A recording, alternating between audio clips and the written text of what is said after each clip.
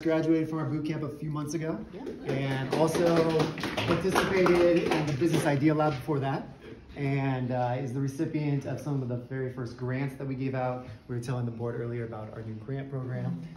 So we figured Kevin would be a great representative to talk to you about her experience working with Rmmfi. Thank you. So I'm a little nervous, so bear with me. I wrote something, so I will be reading it, so apologies for the head down. My name is Catherine Johnson. Like Jeremy said, I am the founder and co-owner of Black Visionville LLC. It was a company founded in May of last year that promotes unity, growth, and positivity in our Black communities through branded t-shirts and social media content creation. We have a fund that's not up and running yet, but once it is, 5% of our net profits will go towards the fund we created to provide free mental health services to our Black community members. So I'll go ahead and get started on my little speech here. Oh yeah, sorry, I left that out. We do accept donations because we are trying to grow our business. So any ways you can help, it's on the flyer if you'd like more information about that. You can find us on TikTok, Instagram. We currently have about 12.3 thousand followers on TikTok. And so I heard about Rmmfi through a family friend who had utilized the services to start her daycare business. And before that, I had never heard of the organization before. When I first got in with the organization, all I had was my business idea. I had no idea going into this organization how much it would change just every aspect of not only my life, but my mentality, the way I viewed myself and my ability to lead and take the lead. Where am I at? Sorry. So first was Idea Lab, which was a 4-week program that taught me how to master my business idea and also my elevator pitch. The host of my class, my teacher, Sydney, was someone who, from our first interaction, was incredible. I don't know if you've met Sydney or know who she is. She's a phenomenal woman, and she's someone I've been in awe of since day one, and ever since I met her, I always looked up to her and was like, I want to be like her when I grow up. She was amazing.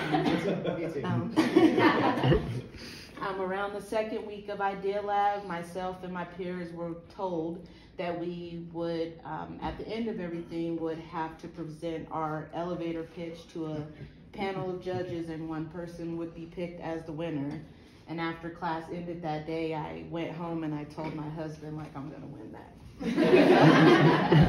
I went home that day and sat outside next to the barbecue grill where my brother was making hamburgers, and I quickly wrote out my pitch. I told my siblings about it, they loved it. I went to work and practiced it to my coworkers and anyone who would listen.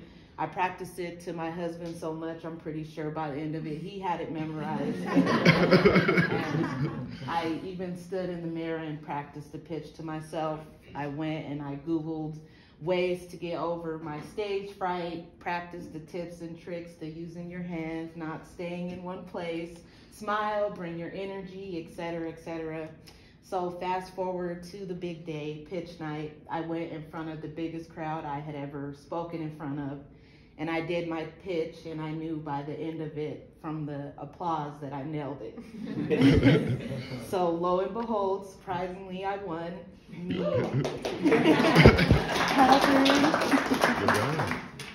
The girl who was always told throughout my life that I was pretty for being dark-skinned, the one who was often too afraid to speak out against the injustices my community continues to face as fears I would be labeled another angry Black woman. I won, me.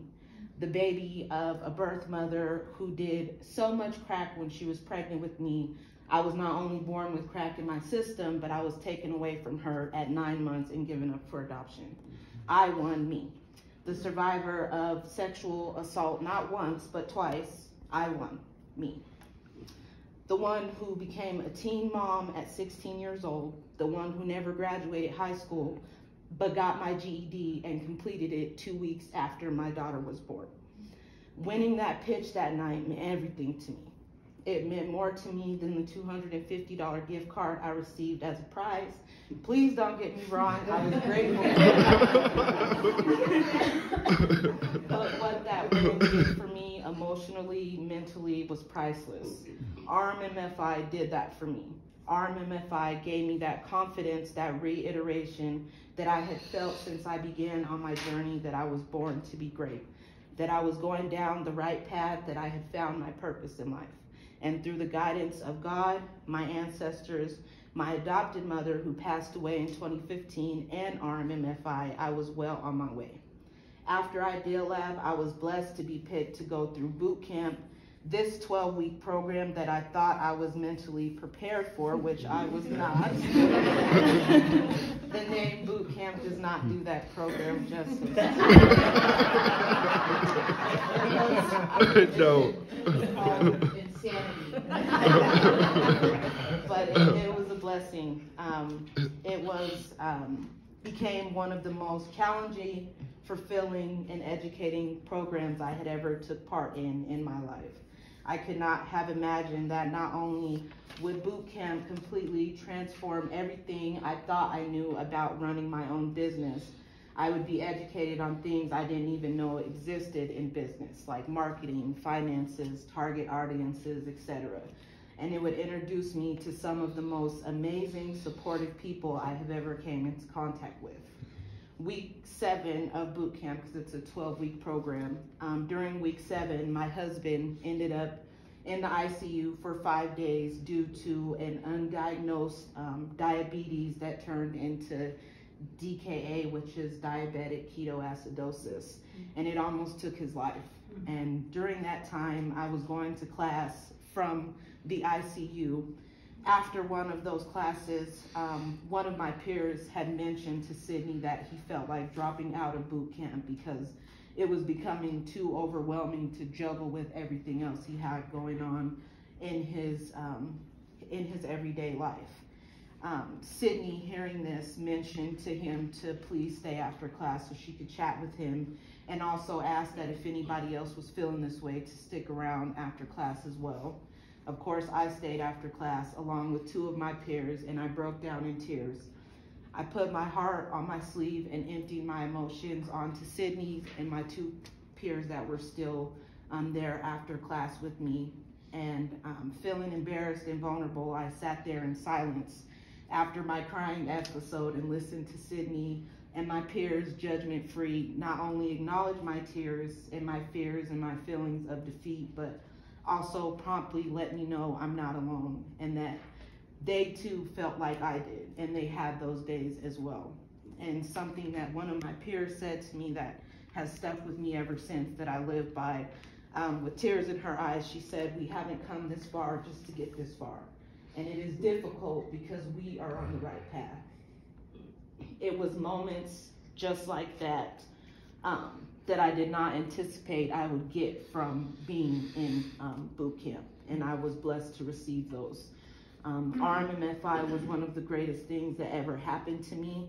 The relationships that I built from within the organization, from Sydney to Veronica to John in the financial department, who chatted with me when I was signing the paperwork for my grants and asked me about my business, and just was completely just like, I love it, it's incredible, and just made me feel so special, acknowledging my business and praising me. To my mentors who supported me meeting after meeting, gave me new insights on the do's and don'ts from their own business experiences. To my peers from boot camp who I've watched grow and continue to excel in their own businesses, to molding me into being someone who went from too afraid to talk about my business to anyone to now telling everyone about my business. Giving me the tools I needed, from the education to the grants to the loans, to go forth and excel in my business. I feel like now I am a force to be reckoned with. And when I have my name in lights and they ask where do I give the credit to, I will definitely shout out Rmmfi for giving me my foundation. And yeah, so I definitely have to give them the credit. I definitely tell everybody I know about Rmmfi, and I am incredibly blessed to be a part of such an incredible organization that has supported me not only through Ideal Lab, but boot camp, and their support continues well after that. So I'm just very grateful for you guys. So thank you.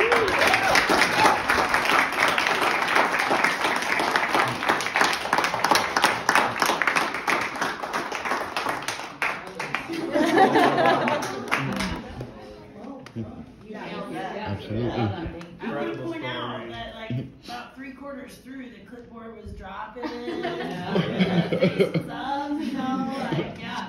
Thank you. I'm perfecting it, trying. And these are just some of our shirts. We have several, but this is one of them, and Calvin has on the other one, and on the back, yeah, it's our label, business label. Down the on the sleeve. there, so, yeah. I have a question for you. If there were just one thing that you were most excited about accomplishing next, what is it? Definitely making a difference in my community. I feel like, first of all, mental health period is something that we as a society do not really acknowledge and take seriously, and it's definitely as important as our physical health, and I don't think as a society we've made that connection yet. And that goes to say even more for the Black community. So being able to provide the free mental health services to members of my community is something I definitely look forward to. Thank you so much. You're welcome. Any more questions? Yes, sir. Are the churches showing up for you? No, not. I have to go first. I like that you admit it though. Hopefully my mom doesn't hear that, but I don't really go to church. I need to start going again, so probably after that. You just have to go by and convince the old gal or guy that, you know, they're on your side. Yeah. Yeah. And then you know, it's in a little bulletin and it's up on the board, and that's leverage marketing, ain't it? Yeah. Yes, it is, for sure. Kevin, thinking back to before, when you were embarking on your entrepreneur journey, what were one or two of your biggest barriers, you know, outside of all the different ways you said Rmmfi support you, what were your biggest barriers that you knew you'd have to get over? I feel like one would definitely be just having that confidence in myself. That's something that I never had growing up, very self-conscious. So that was something that definitely was one of the main ones, was just having that self-confidence. And the second would be just believing in myself as well, because I knew that what I was embarking on was gonna make a huge difference. And then to have everybody that I came into contact with reiterate that, like, that's amazing. It just was definitely the push that I needed. Thanks for sharing. You're not alone. Thank you.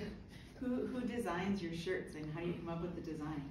I design them, and it's just kind of something that just comes to me. I will give my little brother credit though. Usually I just do the shirts with the words on them, and he recommended doing the idea with the different images on them. So this was created after he recommended doing one with the image on it. Nice. Thank you. Good design. Thank you. I just wanted to commend you. As a Black woman who's been in therapy for many, many years, I know that there's a lot of barriers, even just from a culture perspective, that I'm from the East Coast, I'm from North Carolina, my parents are pastors, and when I went through a traumatic situation, a lot of what I heard is that, you know, we don't go to therapy, that we need to, you know, you just need to pray more, you just need to spend more time with you, you know, like it wasn't, and so I really love just the purpose and just the intention that you are pushing forward with this, because it's very much needed. And what it's doing is also helping normalize talking about mental health, specifically in the Black community, and making people feel more comfortable about it. So thank you. Absolutely. Thank you. Absolutely. And just feeding off of that, when I was in boot camp, after I had completed my pitch, I didn't have exactly where that 5% would go. I would just always say it was a fund that would go towards helping the Black community, and it was actually Cindy that was like, you should specify that more and definitely give a better description of what you want that to go to specifically, because community could be a broad spectrum thing. So I came up with the mental health aspect of it, not only from experiences that I had gone through, but what was the main deciding factor was actually my 16-year-old. After my mom passed away in 2015, in 2017, she attempted to take her life because of that. And the amount of backlash that we got from seeking mental health services for her, not from anybody, more my family, my community, that was like, you know, you need to pray about this. I had my sister-in-law tell me that happened because we weren't in church and we needed to pray about it, you know, and the difference that mental health services made in her life definitely impacted that 5% going towards that mental health fund. Can I give some props to was it your brother that helped you with the design? Is that what you said? Yeah. Because I am mixed. My dad's Black, my mom's Israeli, and being light complected our entire lives, you know, white people never believed we were mixed, and Black people always knew, but it was our hair that, you know, was our kind of identity and our signature to the community. And so seeing that on the shirts and like, you know, that comes forward. Thank you. I think it's really big for your brand. Thank you. Thinking back to your mentor team, was there a piece of advice or an action that your mentors took that you found particularly helpful? Yeah, so I asked both of them what was one piece of advice that they would give to me, and something that stuck with me was they told me to always ask questions, to always, any business owner that I could find, even if I didn't take their advice and run with it, just to hear what they went through opening their business or how they continue to make their business grow and keep going. So that was definitely a piece of advice that stuck with me, was to just always ask questions. Keep that dream going. Yeah. Yep, absolutely. You kicked the confidence thing to the curb. You You are light. The clipboard is gone now, right? Thank you, I appreciate that. Thank you. Thank you. Kat, are you? Oh, I was gonna say, where can we find you? Like, what does this next year look like? You got, like, events you'll be selling at, and you sell online? Yeah, so you can find us on TikTok and Instagram. That's where we do our business. You can also email us.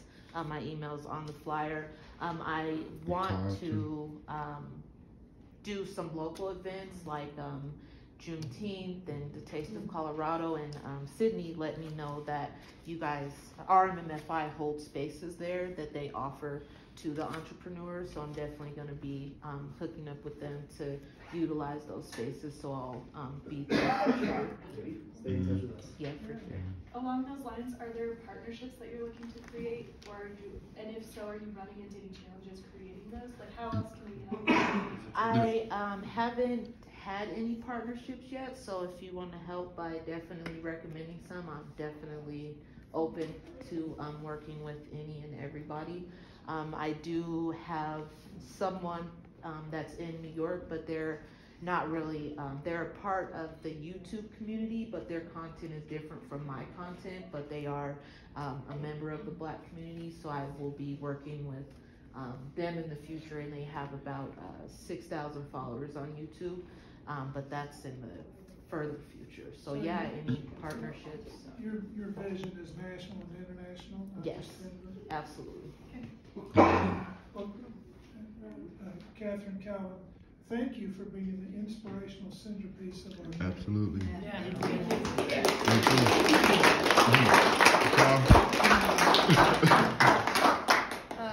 And Catherine, Calvin are going to stick around for lunch, so feel free to, ask other questions or get to know them a little bit more. And our lunch is ready. So again, it's Urban Burma Graduate Series Tan.